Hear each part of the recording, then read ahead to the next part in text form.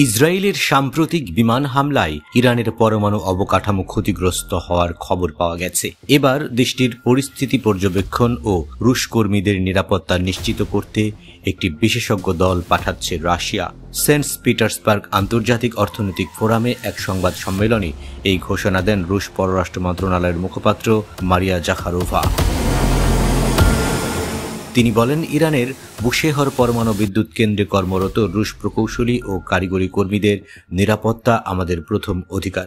বর্তমান সংঘাতপূর্ণ পরিস্থিতিতে আমরা একটি বিশেষজ্ঞ দল পাঠাচ্ছি, যারা পরমাণু স্থাপনাগুলোর ক্ষয়ক্ষতি নিরূপণ এবং রাশিয়ান স্টাফদের নিরাপত্তা পরিকল্পনা পর্যবেক্ষণ করবে।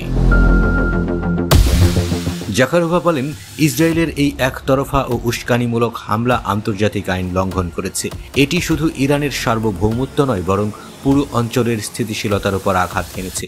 পরমাণু স্থাপনাগুলোতে হামলা চালিয়ে ইসরায়েল বিশ্বকে একটি বিপজ্জনক মোড়ে নিয়ে যাচ্ছে।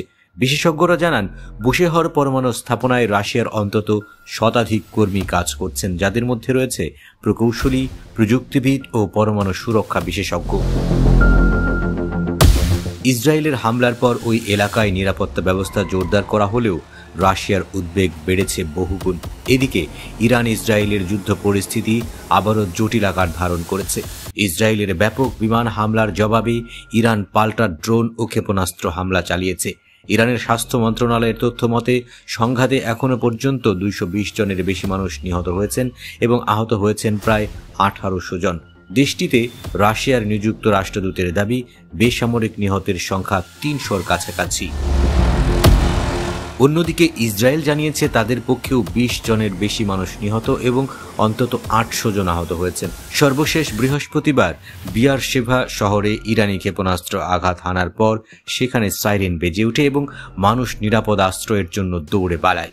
জাখারোভা আরও বলেন, আমরা যুক্তরাষ্ট্রকেও সতর্ক করছি এবং এই সংঘাতে সামরিকভাবে জড়ানোর কোনো প্রচেষ্টা যেন তারা না করে। তা না হলে ফলাফল হবে মারাত্মক এবং অপ্রত্যাশিত। আনাদোলুর প্রতিবেদনে বলা হয়েছে, বিশ্লেষকরা মনে করছেন রাশিয়ার বিশেষজ্ঞ দল পাঠানোর সিদ্ধান্ত কূটনৈতিকভাবে একটি বড় বার্তা বহন করে। এটি ইঙ্গিত দিচ্ছে রাশিয়া ইরানের পাশে রয়েছে এবং মধ্যপ্রাচ্যে পশ্চিমা প্রভাব মোকাবেলায় সক্রিয়ভাবে ভূমিকা নিচ্ছে। আন্তর্জাতিক মহলে উত্তেজনা প্রশমনের আহ্বান থাকলেও বাস্তবে যুদ্ধ পরিস্থিতি আরও ভয়াবহ হয়ে উঠেছে।